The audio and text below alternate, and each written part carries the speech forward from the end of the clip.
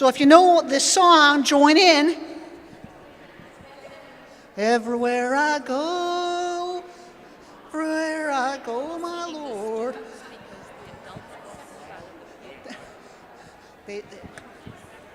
Huh? The pews are reserved. They are. All three of them are marked reserved. Those are marked for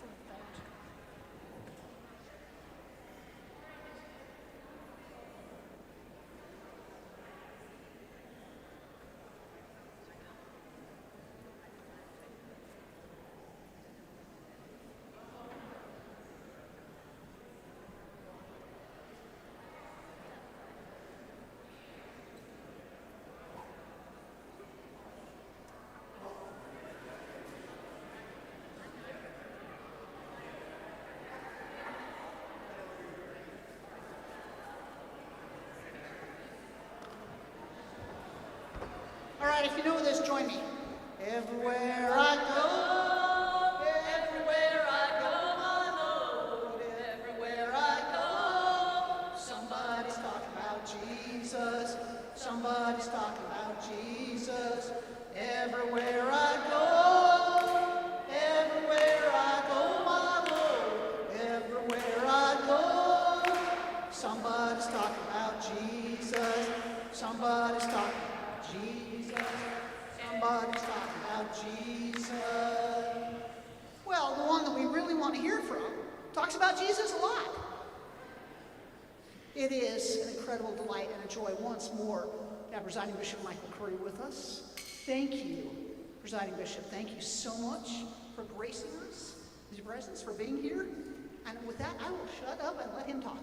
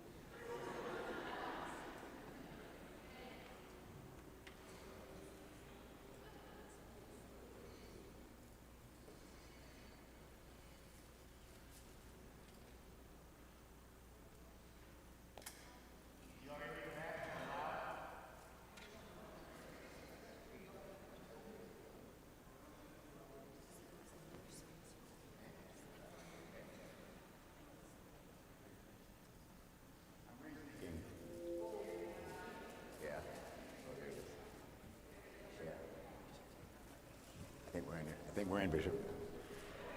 Oh, all right, all right.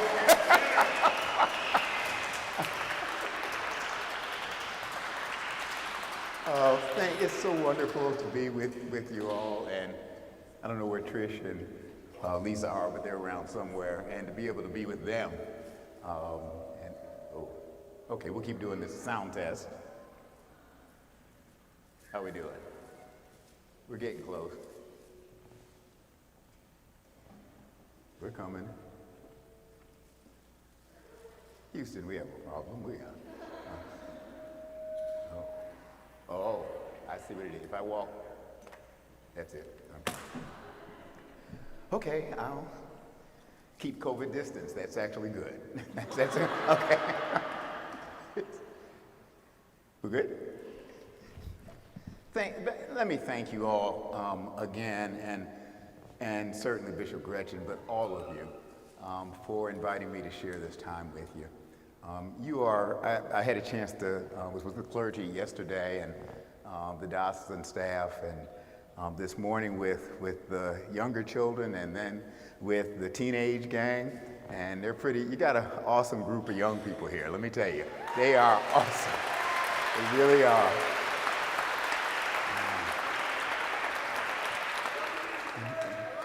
Love you guys. Love you guys. Right. Love you. And I learned about rappers I had never heard of. One is named, his last name was Curry. I don't remember his first name, but Wendell? Oh, very good. I look forward to hearing him, even if I can't understand what he's probably saying. But that's good. But we just had just a wonderful time and really significant conversation. And I said to the bishop that I've been around long enough to know when I go either in a church, I can tell what's going on in a church by how people come up for communion or how they sit there when the sermon's about to begin. If there's a look of expectation that something's going on, you know that's what goes on all the time. And the children in the room, they were fun. They were just busy and had their questions, and then your young people. We really had a significant conversation, and that was a blessing for me. And being with you all has just been a blessing. So thank you, and thank God for you, and keep on keeping on. We need you, not just the Episcopal Church, but Washington State, this country, and this world needs you. And so thank you. Yeah, that's good. So I almost feel like, you know how you have the invisible fences for dogs? I feel like there's an invincible fence here for me, but I'll stay away from it so your ears won't go wild. You think? Okay. Okay. A number of years ago, I was a bishop in North Carolina for about 15 years, and then I was elected presiding bishop. And for those 15 years, I had 15 wonderful years. I mean, they weren't always easy, but I mean, it was a time when the church it still is, it's in transformation. And the Episcopal Church is being reinvented. That's what's going on, and we're in the midst of it, and that's just the way it is. And so we just kind of ride it out together. And so in those 15 years, after about 5 or 6, the standing committee said, well, are you ready for a sabbatical? You're supposed to take one anyway.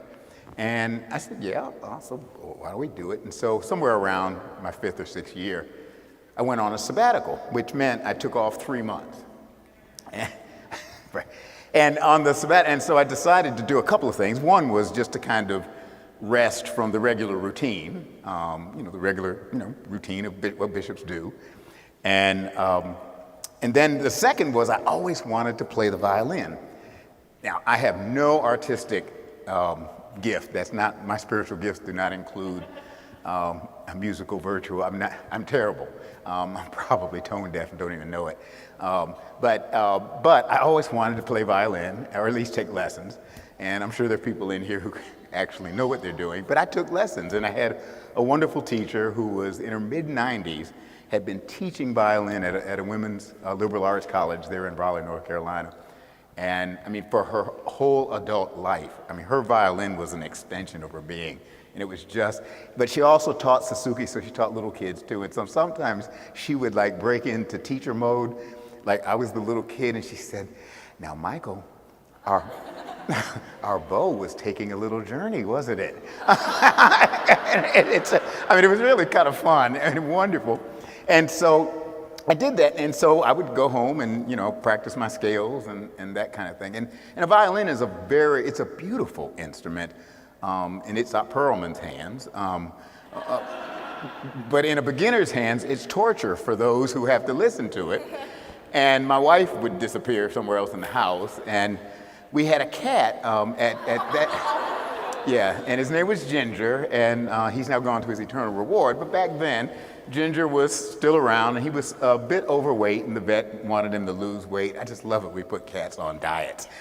We have Weight Watchers for cats, Weight Watchers for dogs. Anyway, so we had this cat on a diet, and it didn't seem to be doing any good because he wasn't getting any exercise anyway. And he used to sunbathe in the living room where the sun would come, and that's where I would practice. Well, when I would start doing the scales, the first time he kind of had this look on his face like, what in the world is going on here? And he just kind of walked out, settled on out of the room. As time went on, he began to move a little faster. And eventually, at the end of 3 months, all I had to do was touch the violin case, and that cat just moved. I realized Pavlov's dog was true. This cat actually learned.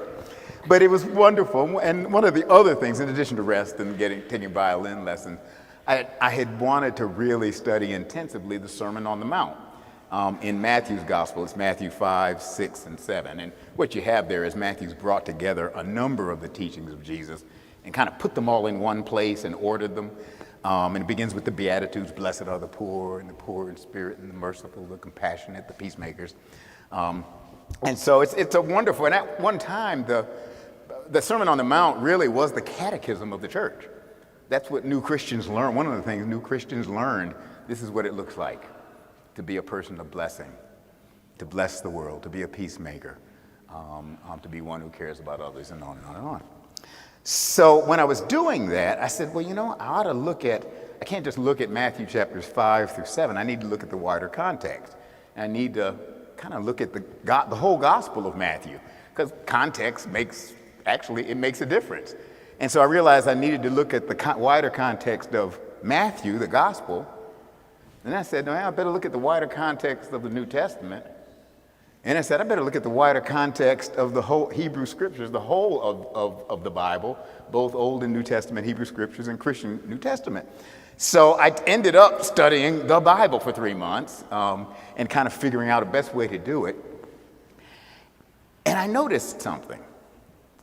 I noticed that Matthew begins in chapter 1, verse 1, the genealogy of Jesus Christ, the Son of God. Genealogy. That's a family tree.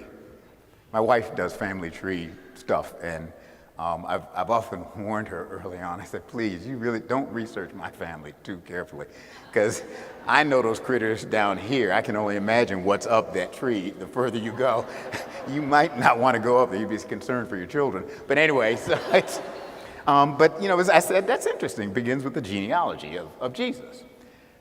And then I looked at the end, at chapter 28, at the very end. It's after the crucifixion and after Easter, after the resurrection and all that, and it says Jesus goes up on a mountain, and he says to his disciples, go into all the world and make disciples of all nations. And the Greek word is actually ethnoi. We get ethnic. Make disciples of all kinds of people. Wow. And then he says, teach them everything I've taught you. Baptize them. And I'll be with you when you're doing that, even to the end of the age. And I said, it's interesting that Matthew begins with a family tree, and it concludes with Jesus telling his followers, go out and make a family. Make a family that lives by these teachings that are in this book.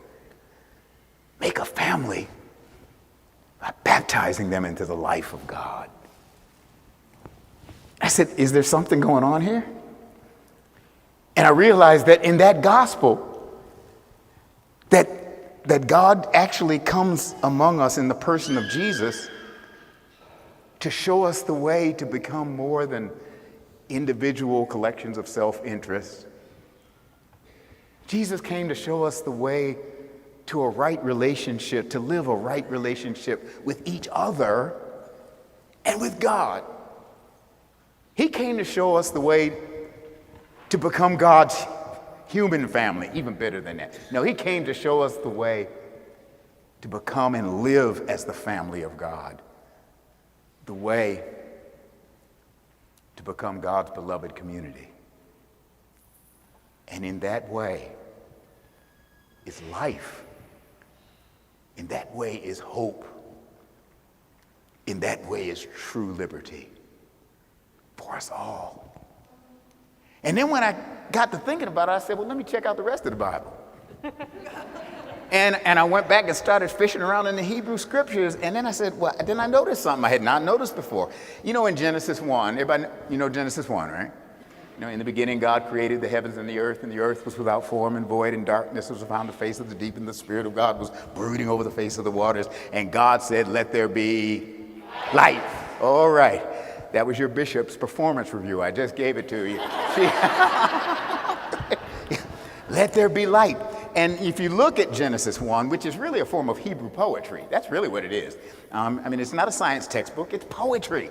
And and you can actually see the elements of a poem. When God does something, God said, "Oh, that's good." The first day. The second day, God creates more. That's good. Third day, God saw that was good. Fourth day, oh, that was good. Fifth day, that was good. Sixth day, that was good. He might have wanted to go back over the sixth day. That was the human beings, and you might really want to revisit that one. But anyway, that was good. And on the seventh day of creation, after God saw everything that God had made, the text says God saw all that he had made, and behold, it was very good. And it was, some of you all will remember, this is years ago. Now, this probably would be the adults. There used to be a show called The Jeffersons. Y'all remember The Jeffersons? And when George Jefferson did something he thought was good, he used to pat himself on the back and say, "Good one, George." I mean, that's what I kind of see, like in Genesis, when God finished his creation, he pats himself on the back and said, "Good one, God."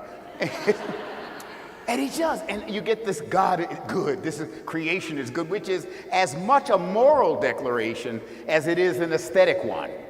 It's a statement that what God has created is good, is of infinite value and worth.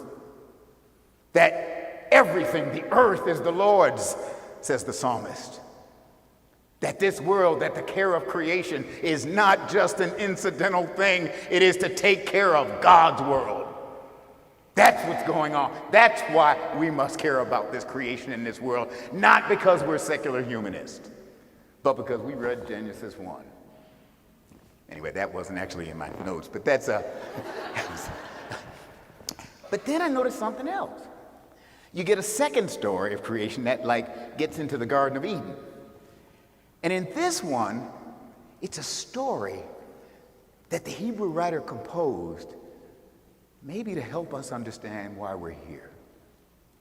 And so you have God creating Adam, which actually isn't his proper name. It's really the human one. And it's really not about gender, because he starts out with just one. Again, this is a story that the Hebrew story writers make up and create to teach us. So you get Adam created. I hope you all are as excited about this as I am. I mean, so you get Adam, right? And God creates Adam and gives him the Garden of Eden. And everything is wonderful. But Adam's kind of depressed and downtrodden because he's all by himself. And the first negative word, and I had not noticed this before, in the entire Bible is spoken by God there. He says in Genesis 2, "It is not good for the human one to be alone." And that's when God, then you have this kind of funny thing where you try a dog and say, "Does this give you company?" So, "Oh, no, it's nice. I love dogs." "Okay, how about a cat?" And they say, "Well, the cat's not paying any attention to me." But anyway, that's right. And then they try. It's almost a comedy of God trying different things to give company. And eventually, it's like God says, "I know what I'll do. I'll create another human, and that will bring companionship." And that's what it is. Now, stay with me. It is not good for the human one to be alone. Is the Bible trying to say to us, we have been made for communion and community with each other, and stay with me, with the God who made us, with each other who have been created and made by God, and therefore we are siblings of each other, and with all of creation. Our indigenous native brothers and sisters teach us that God is the creator and that this is God's creation, and we are part of God's creation. We have been made for communion and community with God, with each other, and with all of creation. And when we are in harmony with that, we're in paradise.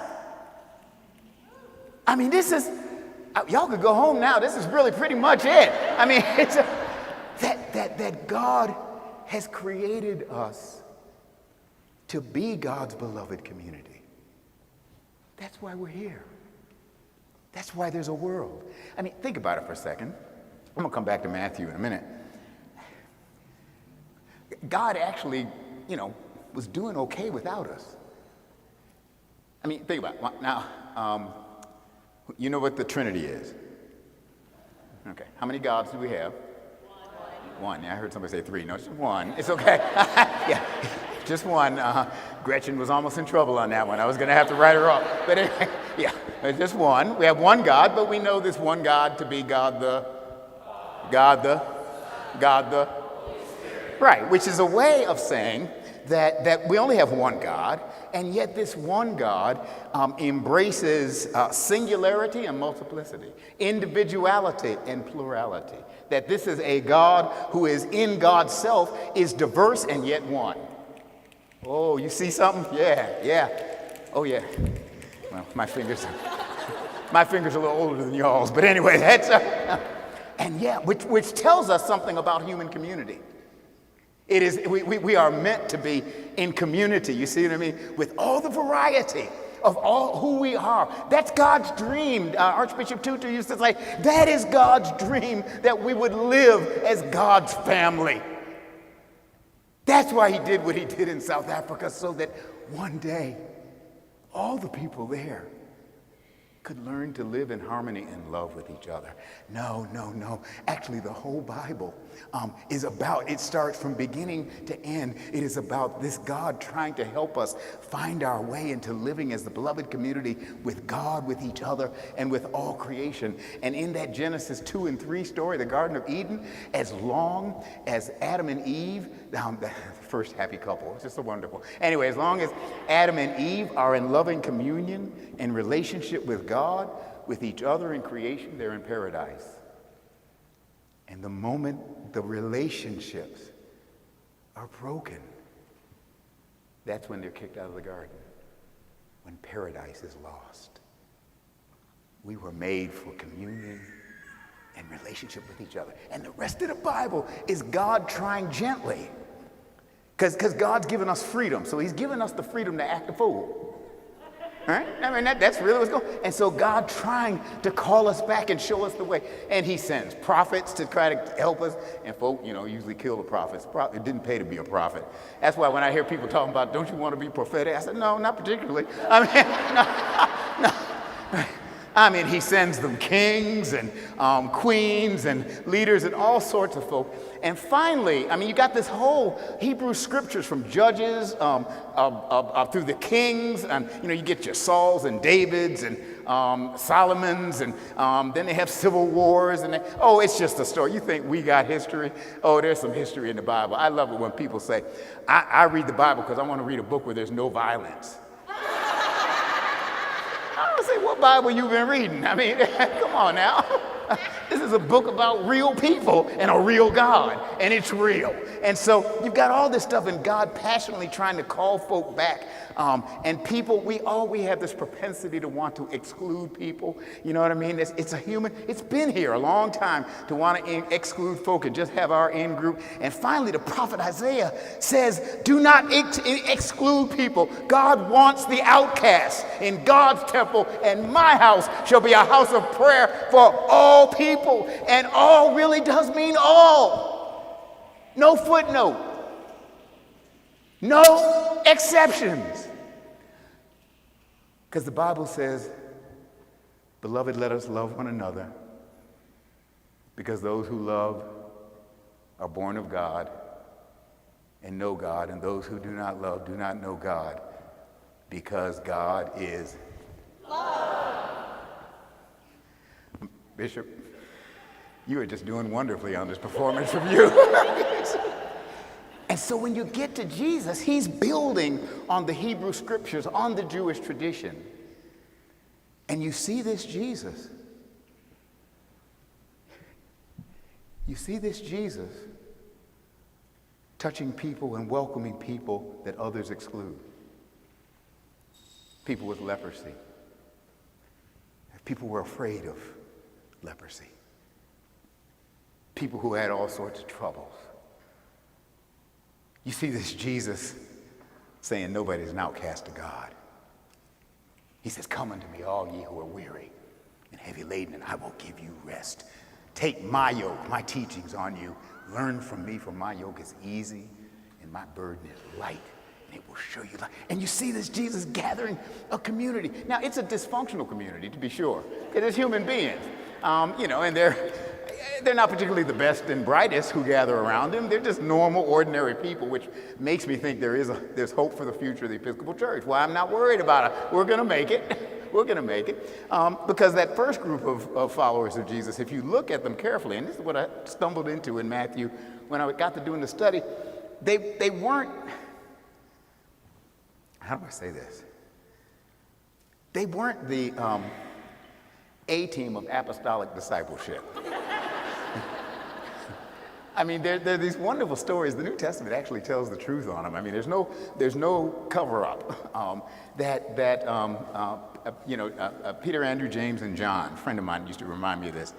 They were the first ones that came. Others came later. And you know what they did for a living? They fished. Yeah, they were fishermen, professional, fisher folk. And that's what they did. They, on the Sea of Galilee, they were always fishing. That's how they ate. That's how they earned a living. That's how they fed their children and everything. And a friend of mine says, can you find one example of these professional fishermen ever catching one fish in the gospel without Jesus telling them how to do it? See, this is not the A-team of apostolic discipleship that we're dealing with. And then you have this story, the Zebedee brothers, James and John, they're brothers, and they were two of the disciples. The Zebedee brothers, they've been listening to Jesus. He's been talking about the kingdom of God. He says the kingdom of God's going to come, and it's going to be a wonderful thing. And he tells the parables of the kingdom, everything from mustard seed to fish with a coin in his mouth. He tells all these wonderful parables about God's reign, God's kingdom when it comes. They think he's talking about a new government. And so James and John sneak up to him when the other disciples are not around. And they said, Lord, we're into this kingdom. We're with you, brother. And when the kingdom comes, my brother and I would like, good jobs in the new administration. And our cousin Guido, he's really good with numbers. And so we have members of our family who could really assist you in they just don't get it. Well, the other disciples find out about it, and they are furious. But what's even worse, that's one version of the story in one of the Gospels. I think that's in Matthew's Gospel. In Mark, it's worse. They don't go to Jesus. They send their mother. Now that is about as low, and Mother's Day is next week. That is about as low down as you can get to get your mama to do your dirty work. That's why I say this is not the A-team of apostolic discipleship we're dealing with. And yet they hung in there with Jesus over time. They did listen to him. They listened to his teaching. They saw him actually bring healing and wholeness into the lives of people who had been broken and struggling to make it. They actually saw this guy stand up for what was just and right, and at the same time be a person of profound compassion and caring. They saw this Jesus who wouldn't let a crowd go hungry. He wouldn't stand up and preach for an hour while people's stomachs were growling. I assume you all have eaten, and so you're not, they saw the character, the manner of this person, and they didn't quite figure it out. They came to, but they hung in there with him, and then they failed him. They failed him. When he was arrested by the empire and tortured, they all fled, except for the women disciples. Yay! It was just the sisters were there at the cross and one male disciple. And then on that Easter morning, when they buried him, it was old Mary Magdalene. I love Mary Magdalene. And some of the women got up and went to the tomb. And I imagine if Jesus had not believed in women as disciples and apostles and leaders in the church, we probably wouldn't even know Easter ever happened. Because it was the sisters who went to the tomb. The brothers were asleep. I understand that. I would have been asleep too, And so so they hung in there with him, and then they come back, and eventually, over time, they hung in there with Jesus.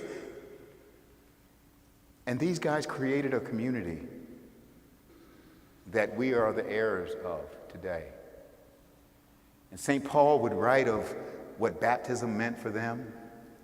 All who have been baptized into Christ have put on Christ. And there is therefore no more male or female. There is no more Jew or Greek. There is no more slave or free. for all are one in Christ.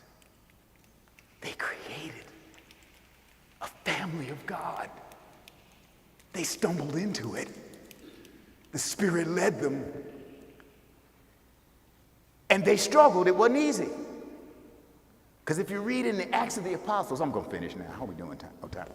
Oh, this is a wonderful church. There are no clocks. Oh, what a blessing.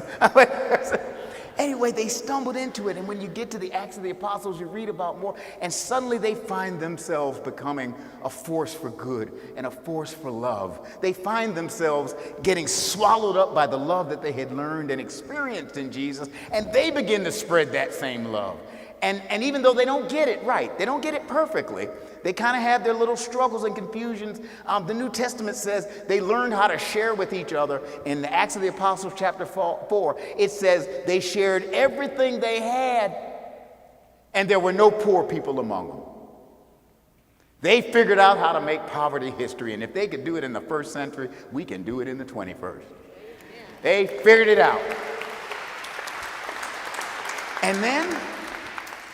And this, I'm going to get in trouble, but I'm going to say it. It's in the Bible. It's in the Bible, Bishop. They had to figure out, how big is this family? In other words, who does it exclude? And who does it include? And the dividing line was they were all Jewish. And all of a sudden there were Gentiles interested, people who were not Jewish. And they were trying to figure out what they said, well, Jesus did welcome everybody. Are we supposed to do that? Well, okay, if Jesus welcomed everybody, then I guess we're supposed to do that. But they have to become just like us. See, that continues to be a trouble one. Even to this day, we struggle with that. And so the issue was that in order for a Gentile convert to become Jewish in the first century, if you were a woman, it was really like confirmation class, I think. I mean, basically, you took classes and studied, and for a long time, but you studied. For males, are y'all with me now? Required a little rabbinical surgery, shall we say? And so, even if you were an adult male, if you wanted to become Jewish, boy, you talk about you really wanted to become Jewish, you had to be circumcised. And they didn't have no anesthesiologists back then. I don't know what they did to know. Anyway, that was now, fortunately, a guy named St. Paul came on the picture and said, no, you don't have to do that. You don't have to do that. What matters is your faith and relationship with God in Jesus Christ and your faith and love for each other. That's what matters. That's what puts you right with God. That's it. That's what Jesus taught. Love the Lord your God and love your neighbor. That's what Jesus taught us. And they had to have a church council. That's what we do when we have disagreements in the Christian community. We don't have those today. But and so they had a council, and it's in the 15th chapter of Acts, and they're trying to figure out, what should they do? Should they make Gentile men get circumcised? And fortunately, St. Paul won the day, because there would be no men in church. I mean, anyway, and I can imagine when I was a little kid, I remember my grandmother used to love to watch Billy Graham on TV, and he was always in Manitoba, Canada. I have no idea. I remember one time asking, I said, why is Dr. Billy Graham always in Manitoba, Canada? I said, is there a lot of sin up there? And I don't know what she said in reply, but I went to a meeting actually with the Lutherans and the Anglican Church of Canada in Manitoba, and I asked the bishops, I said, is there a propensity of sin in this community? Because when I was a child, Billy Graham was always here doing revivals, crusades, trying to get everybody saved. Anyway, so they laughed it off and we went on. But Billy Graham was always, and I know the young folk don't remember how the Reverend Dr. Billy Graham used to always do his crusades, but he would have people in this big auditorium, or in this stadium, and there would be a big crowd. And Dr. Graham would be up front, and he would say, now comes the moment of decision. Will you accept Jesus Christ as your personal Lord and Savior? Hold those buses, close those doors. Will you accept Jesus Christ as your personal Lord and Savior? Come down, and then the choir would start singing, just as I am, without one plea, but that thy blood was shed for me, and da da da da da. Yeah, that one. O Lamb of God, I come. And people would come down and commit their lives to Christ, and it was beautiful. But imagine if Paul had not won the argument. The Billy Graham Crusades would be very different. Come down and get circumcised. Come down. We've got knives prepared for you. I mean, come down. You see what I'm getting at? Fortunately, Paul won the day. Am I being taped? Is this going to be? Oh, well. He won the day, and he won it by realizing that the love of God has been poured into our hearts, as he says in Romans. That love of God poured into our hearts puts us in a right relationship with God and shows us how to live in a right relationship with each other and all creation. That's the key. And that's the way to beloved community. Jesus was right. A lawyer came up to him, not the one I talked to you about yesterday. I told you there are a lot of lawyers in the New Testament. Any lawyers in here right now? Come on, admit it. But anyway, I know you're here.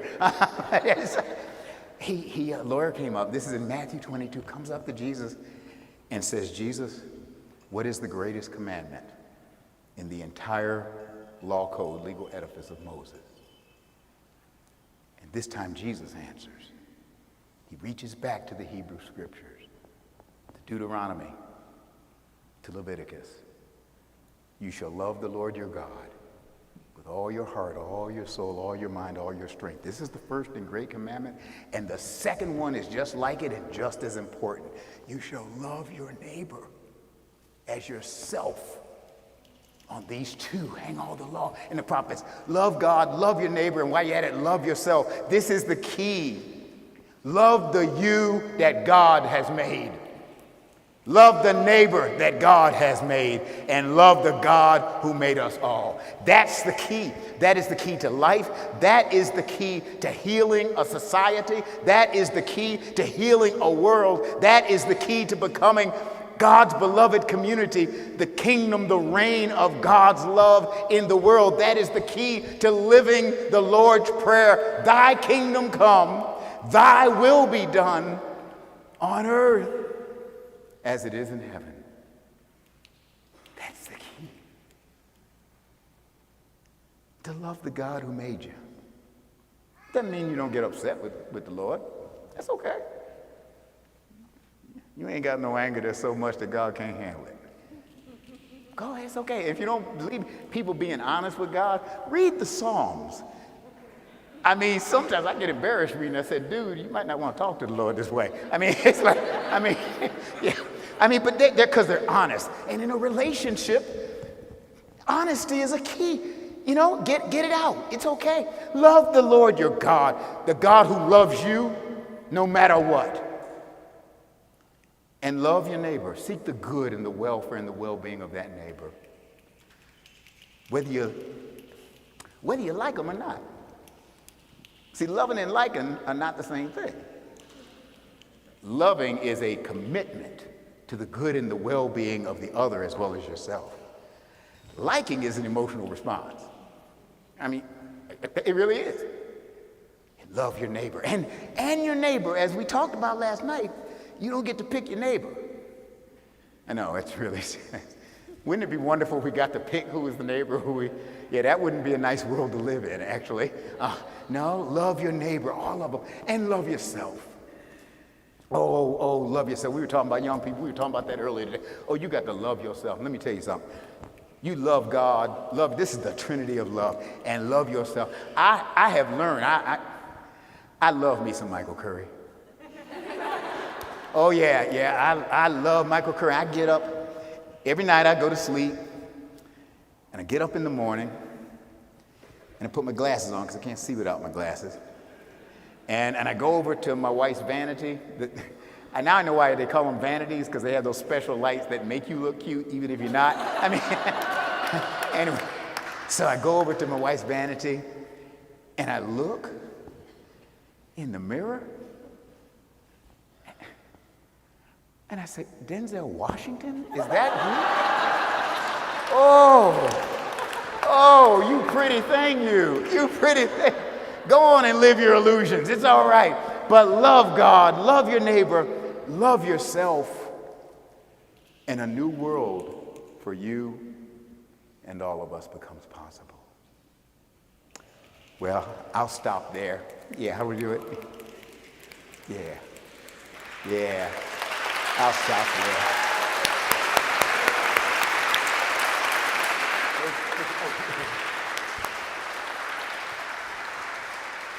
And we got time for a conversation? We got time? Well, we have time. Do you have time? I got nowhere to go. Outstanding. Yeah.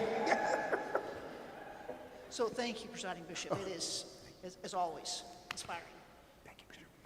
So what we're going to do, I've got 3 staff people with mics. We're going to disperse. If you want to ask a question, raise your hand. I am going to call on the people with the microphones. All right, so please don't just shout out your question or anything like that, because we want people to be able to hear you. And I'm going to rotate the mics so that we have, I seem to be missing a mic. Okay, great. So if you would like to ask a question, and as I said with Lisa and Trish, let us honor the presiding bishop with challenging questions. No, I don't mind being dishonored. It's okay. I mean, Andrea. Hi, my name's Julie. I go to St. Stephen's.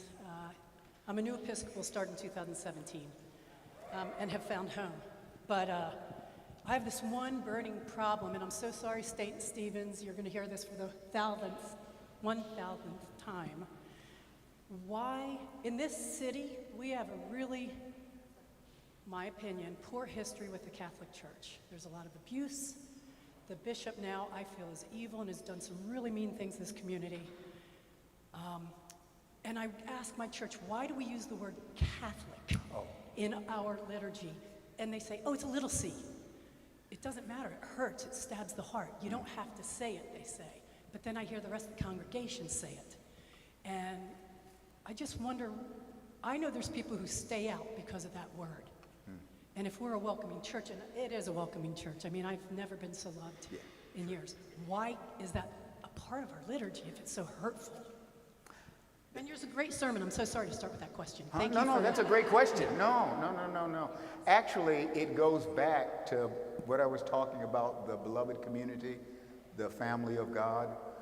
Actually, the word Catholic in the creed is not a proper name of Roman Catholic Church or Holy Church of Rome. So it's actually not talking about that. When it was put in, it was, the word actually means universal. I mean, so in your mind, you can just substitute the word universal, but the word also, and see, this is interesting. The word Catholic in the creed has to do with a church that continues with the, as we say in the baptismal covenant, the apostles' teaching and fellowship, breaking of bread and the prayers, that we've continued the teachings of the apostles as they've heard and saw it in Jesus.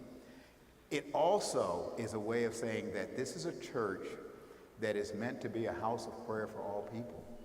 The word Catholic literally translates universal, which is a way of, that's actually a declaration. Every time you say that in the Nicene Creed, you are saying we believe that we are a church where all of God's children are welcome, where anyone who wants to hear the teachings of Jesus and follow in his way of love is welcome, but anybody is welcome here. This is God's house. That's actually what it's really getting at, even though the word can say, and that, so that's what, but you know what, you just hear the word universal. One of the wonderful things about the creed, or, well, about all the creeds, is, and this isn't what you were saying, I mean, I know that, is the creed articulates the formal faith of the church in all the ages. And there's sometimes when we'll agree, and sometimes when we disagree, which is why it's always better to say we believe. And we believe, well, that's tomorrow's sermon, but it doesn't actually mean I understand. It means I'm going to trust the God we're talking about. And I'm going to give that God my life. And that's what's going on when we say the creed. We're not saying I understand every proposition. I mean, who understands everything? God from God, light from light, very God, true God. Now, oh, come on, who understands all that? I mean, I believe it because I trust the God it's talking about. You see what I'm getting at? And I believe it, but it doesn't mean I understand it all. And I think the same thing with one holy Catholic Apostolic Church. That's all actually one string. But here, universal. And that'll do it. Because that's really what it's getting at. Yeah, we are an inclusive, welcoming house of prayer for all people. That's what that word means. Thank you for that. No one's ever asked me that before. Thank you. So I think Julie might follow up on that question. Huh? I think she might follow up on that question and say, well, that's what the word means. Why can't we just say universal? You can. Close your ears. You can. It's okay. My canon over there is having, he said, oh God, no, don't say that. But it's true. I mean, it's, no. Because that's what's at the heart of it. Amy, I'll stop there. But, Caroline. Yeah. Hi, I am Anna. I'm from St. Stephen's Episcopal Church. I bring up Christ almost every day in school and bring around my friends. And whenever I mention it, they automatically go of, oh, you pray for an hour. I'm like, no, I don't pray for an hour, thank you very much. I pray for a certain amount of time, but church is not just about praying. It's about community, it's about gathering, it's about recreating a new family that can never be created again. That is your family. And I talked to Trish about this, and she gave me a lovely answer. But I want to know what your answer is. How can we tell people and make more people believe that church is not just about praying? What did Trish say? Where is she? Oh, there she is. There used to be a hymn, and it was based on, I'm guessing it was based on John 13, and the refrain said, they will know we are Christians by our love. And it was probably based on where Jesus says, a new commandment I give you, that you love one another, just as I have loved you. And he says, by this everyone will know that you are my disciples, that you love one another. They'll know we are Christians by our love, by our compassion, our caring for others, our commitment to making a better community and world and lives for each other, our love for God, and our love for each other and all of God's creation. They'll know we are Christians by our love. And part of love with God is prayer. I mean, you know, when you love somebody, you talk to them, or listen to them, or just sit with them. And so part of loving God and being in a relationship with God is just sometimes just being with God and letting the energy of God's love flow. We used to sing, I don't know if y'all know that hymn, breathe on me, breath of God, fill me with life anew, that I may love what thou dost love and do what thou wouldst do. Love them. Love God. Love each one. Love yourself. Yeah. So what did Trish say? Go ahead. I know, it's okay. I won't put you on the spot. Susan, you got one back there?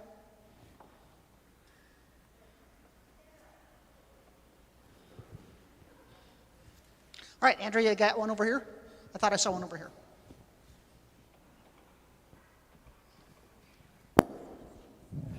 And I am a Susan. I'm Susan Marshall. Uh-huh. And Father Bill was very, very important to me. And he died a few years ago.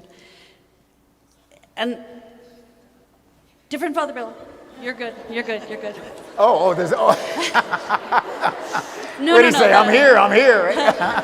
I'm sorry. The Dean of the Cathedral. Oh, uh-huh.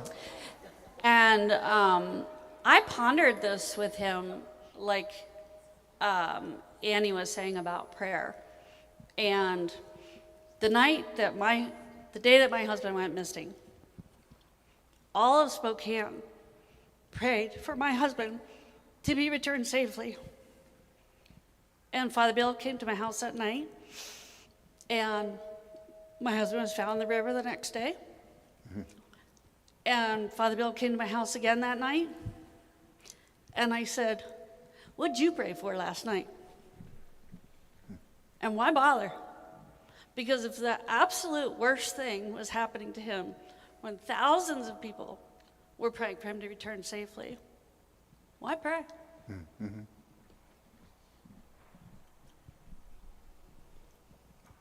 What did he say? Do you remember? I think I drank too much by then. I don't know. Yeah, well, that makes sense. That makes sense. Okay. I think he said, I just prayed that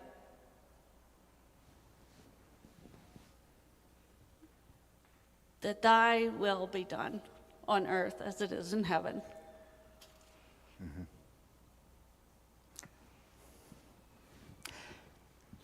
You know, there's some things that we don't know the answers to. I'm just going to be honest with you. What I know is God is real. And I know I can pray and take anything to God. How it works out, I don't know. And that's true of all prayer, but we take it to God. Tell him what you want and what you're feeling.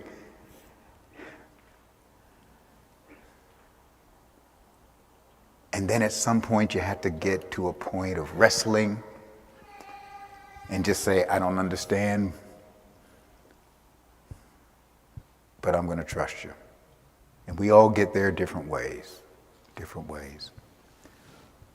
When I was sixth grade, my mother had a massive cerebral hemorrhage. She was in a coma for a year and a half, and she eventually died.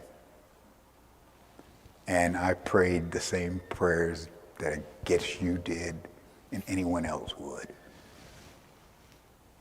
Why did she die? I don't know. But what I do know is that all those people who were praying for her cared about her and cared about me and my sister and my dad.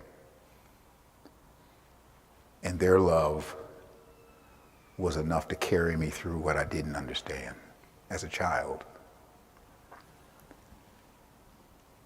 And I know and believe that that love comes from God.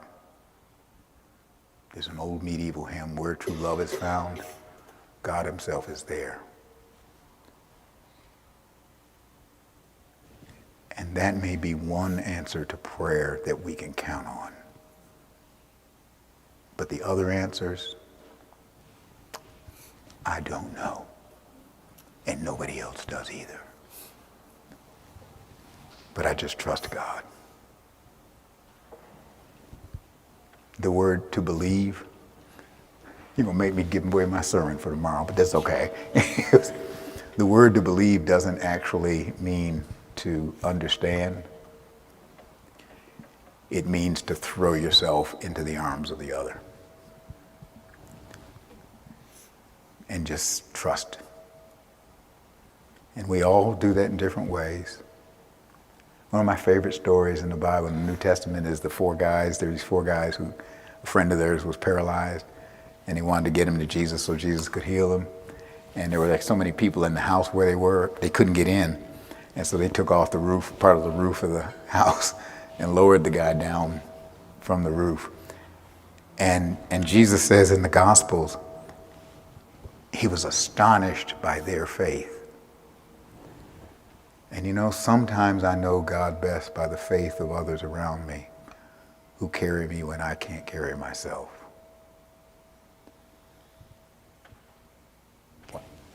Is it all right if I tell what I told the clergy yesterday? You don't remember? It's always okay with me, Presiding Bishop. Well, thank you, Bishop. Okay. No, because you've asked something. I get it. I hear you. And this goes back to your question about prayer. I don't know how it works. I mean, nobody knows. I know it does something. And I know it has impact because it's going to a God who's real for me. When I was the brand new presiding bishop, and just as happy to be, I was just so happy to be presiding bishop. And I mean, I'm happy normally, but I mean, you know, that. And so the day of my installation, we were in Washington, National Cathedral, but I was having one last coffee. We were going to go to a Starbucks with members of my staff from North Carolina. And so I was running across the street to meet them in front of the Starbucks, tripped over the curb, fell, hit my head, didn't think twice about it, and we went and had the coffee, and then we went on and had the service at the cathedral, and I preached and did everything I was supposed to do. And about a month later, 3 or 4 weeks later, I was preaching in a church, a Bruton Parish Church in Williamsburg, Virginia, and I was preaching and I got confused. And I couldn't quite figure out the sermon. I couldn't read it. It was like it was moving on the page, and I was saying, oh my God, what is going on here? And I couldn't, so fortunately I was able to focus enough. There was a poem or a hymn, and I just kind of read the hymn and sat down. Turned out, when I had hit my head a month earlier, it had started to bleed, and it's subdural hematoma, which can be treated, it takes surgery, but it can be dealt with. And the next thing I knew, I was in an ambulance from Williamsburg to Richmond and was in surgery. I remember when my canon then called the Archbishop of Canterbury, so we let him know. And I don't remember the conversation. I remember when we hung up, I said, did I say anything stupid? What did I, you know, it was kind of, and he said, no, you didn't say anything stupid. I stopped you before you did. But anyway, and, you know, had surgery. And when I came out of surgery, again, subdural hematoma can heal. The brain can regenerate. And I had to go through physical therapy, occupational therapy. I had to learn to write my name again. I couldn't read. I could read something, but I couldn't remember what I was reading on the pages. And the physical occupational therapist had to teach me. It came back. But in January of a month later, I had to go to a meeting of all the the heads of the churches in the Anglican Communion. You know, we're part of the Anglican Communion. And it sounds like the mafia, the heads of the families. You know, but anyway, I mean, it was all the, you know, archbishops and presiding bishops and moderators. And I had to go and represent this church with my brain not fully functioning, still unable to read and retain, having a hard time tracking a conversation, still unable to sign my own name. And I can tell you, all I know is I was able to do that not because of Michael Curry. There were people praying, and they were helping me when I couldn't help myself. I don't always know the ways of God to answer your question, but I know that where there are people around me who care and love me, God is there. That I do know. And maybe that's okay. And the fact that you could stand up and ask me that question with all these guys around, that's awesome. It really is. That's a community of love. Thank you. Thank you. Caroline.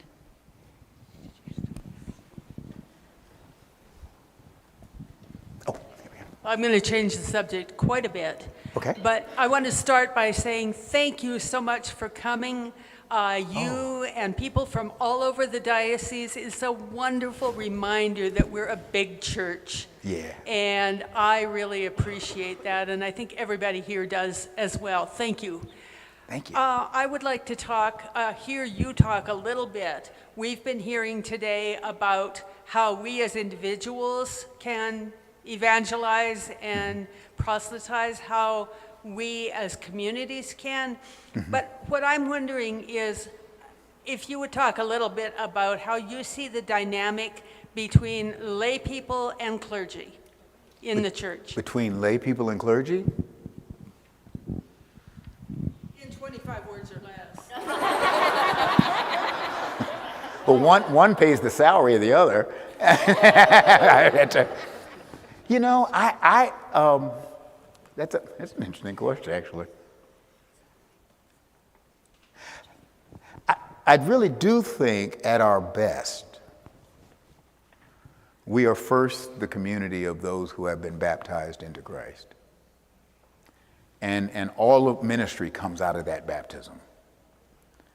And our witness, the truth is, the laity, in the sense that we're using it right now, have more influence and impact on the wider society than any of us who are clergy. And I'm not just saying that to butter you up. You have more contact with people than I ever will. Because there are more of you. I mean, and part of our job, at least for priests and deacons, actually, it's true, is to help, I think, both the laity and those of us who are clergy, help all of us to actually be witnesses and evangelists of God's blessing and God's love in this world. And if we are doing that, if I as a priest am helping you do that, Monday through, Friday or Saturday, then I'm doing my job. And if that's helping me to do that, then I'm doing my job. It is our job to help you.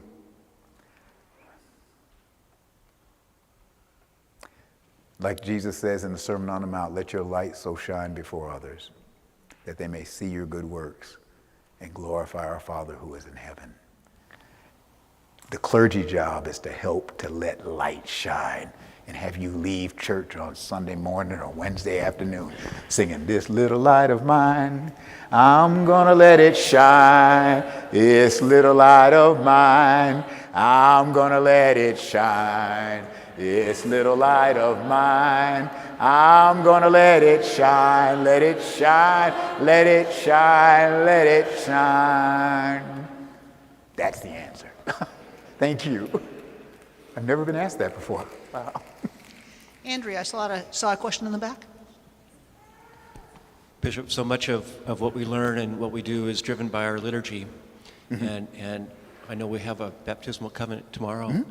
And I'm wondering what it would take for us to include in that baptismal covenant a pledge of our faithfulness to care for creation and to love all creatures, not just to stop at the dignity of every human being. Right. I'm being asked that question more frequently, believe it or not. What I don't know off the top of my head, and maybe Bishop Gretchen knows, that I am not aware of anything coming before General Convention, though I don't know. That's the better answer. I don't know. That has been discussed, and one way that it might happen is in the liturgical supplements, where you could, and that may be the route to do it rather than changing the whole prayer book. To actually, because we have enriching our worship and those kind of supplements which are authorized for use, and to modify around creation. There is a movement, there's energy around that, and certainly any diocese.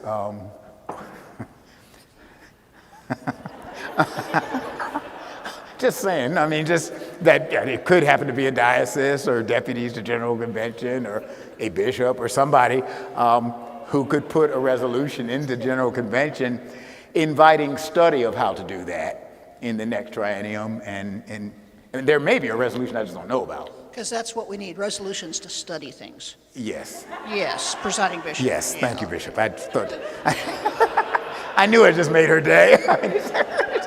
But there's energy. I'm hearing it enough that there's something gelling in the church. And that's how things begin. Now you've got my curiosity enough that I'm going to have to go back and look at these resolutions. There's about 100 of them so far, and see if this is in there. I'll take a look, and then maybe another bishop who might be in the neighborhood might have an idea. There's a question in the back. Sir, I understand you're inviting us to become a church, or to make sure that we are becoming a church that looks and acts like Jesus. You have spent some time with us here in the Diocese of Spokane, our clergy, and these folks who've come out. So what would you have to say to us, not just to the broad church, but as you've gotten to know us here in the Diocese of Spokane, one that's got churches in urban centers, one that has churches in smaller communities, that's got rural and farming and the like. For us, from what you've seen, what would be your charge to us as we're seeking to become that church that looks and acts like Jesus? And as Suzanne said, in 100 words or less. I'm going to give you 75 more. I feel like you're getting to know me. Wordy. It's just like, oh, yeah, We're yeah, wordy, yeah, so. yeah. Well,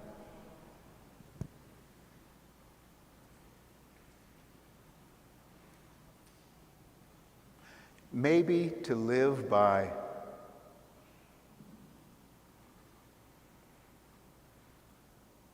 the mantra of seeking to be a people, a church, who live like Jesus, who love like Jesus, and who therefore look like Jesus. And that's the standard by which we seek to live. And when we do that, we will be inviting people into a loving, liberating, and life-giving relationship with God and each other and creation. And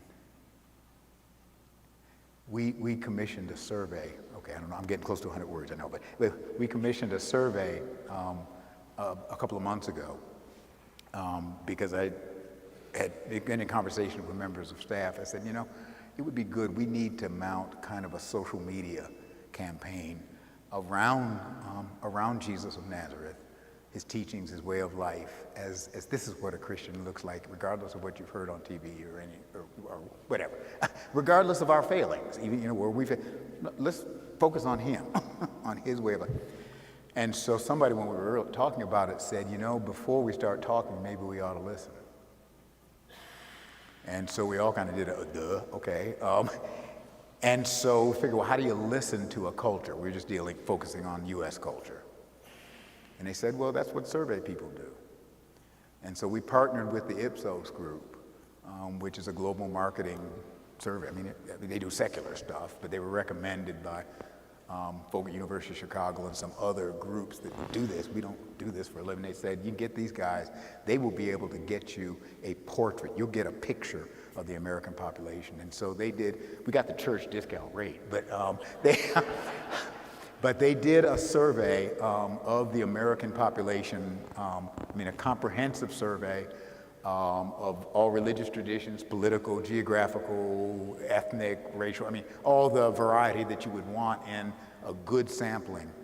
And the top thing in that survey of religious and non-religious, 84% of the people, this included atheist or theist, said that they do believe that Jesus of Nazareth is a spiritual person worth listening to. 84% of the American people. That's data. That's not me just mouthing off. But then when they were asked about Christians in the church, the percentage dropped below 50%. And while it wasn't hostile, it just, with that gap, and I said this to our executive council a couple of weeks ago, that gap between a kind of respect for Jesus, knowing there's something good about it, but they weren't specific, but something there, and kind of question about us.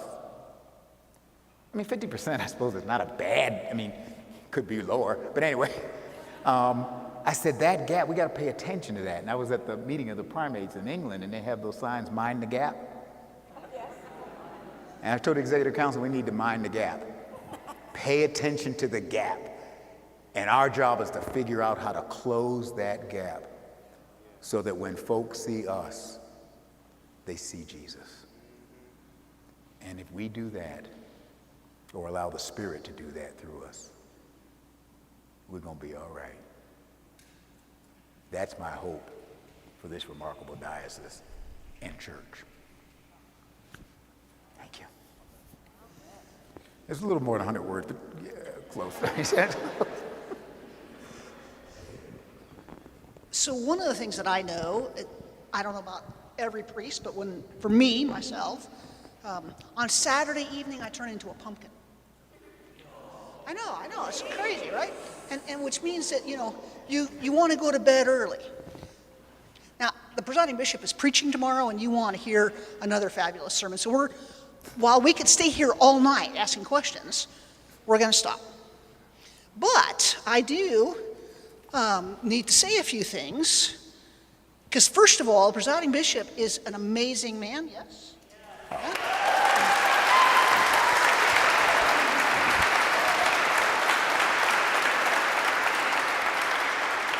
And an inspiration to us all, but he cannot do it. He cannot do this by himself. No. So I want to recognize two people that travel with him and invite Sharon and Mark to please come up and say thank you, Sharon and Mark, for being part of this. And I know that you belong to other dioceses, but you will forever also be part of the Diocese of Spokane. And Sharon is his executive admin who handles everything the presiding bishop does goes through Sharon, right? And she is an amazing person, and we want to recognize you and offer, because you are a creative, compelling witness to Jesus Christ, and you're part of the Diocese of Spokane, and Mark, and presiding bishop, and I know you probably have enough T-shirts, but ours are the best. Right. Absolutely. Absolutely. Oh, and the right size, yeah? And,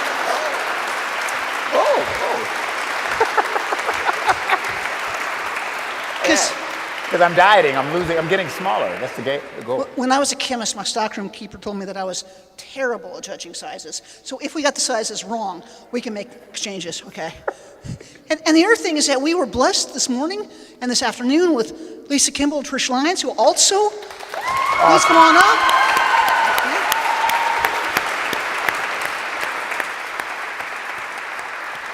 And Trish was one of the authors of The Way of Love. She was one of the authors. Because they are creative, compelling witnesses to Jesus Christ. Yes. Absolutely. And so you are also part of the Diocese of Spokane forevermore. And if we got your sizes wrong, we can, because, like I said, I'm bad at guessing. Okay. Well vested. Well, and everyone in the diocese wears purple, so yeah. Thank you so much. This was an amazing weekend. It is not over. It is not over. Tomorrow morning, Eucharist is at 9:30 a.m.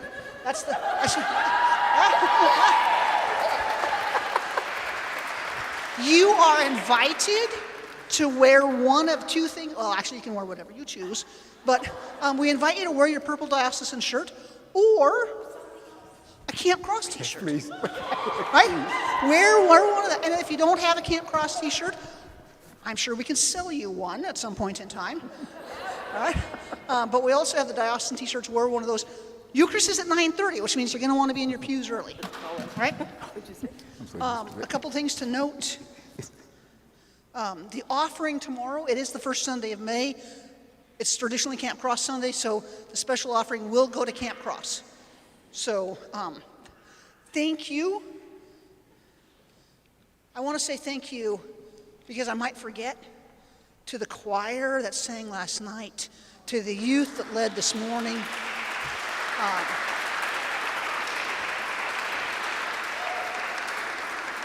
Evensong last night was stunningly beautiful. Thank you, Dean Heather, for officiating at that. That was glorious. And I'm looking forward to hearing everybody tomorrow. Thank you to my diocesan staff who have put in a lot of work.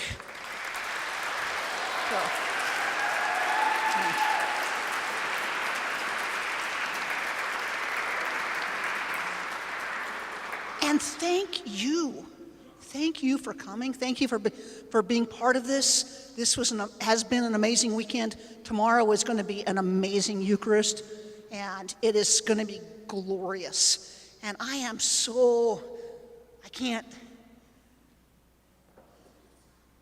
can't begin to say what a gift you all are. So, thank you. Yeah.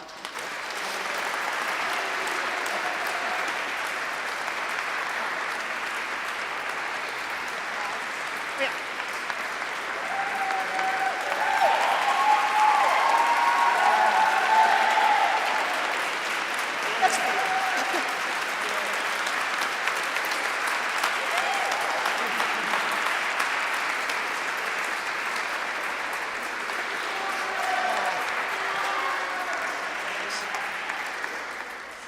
So just one more really mundane announcement.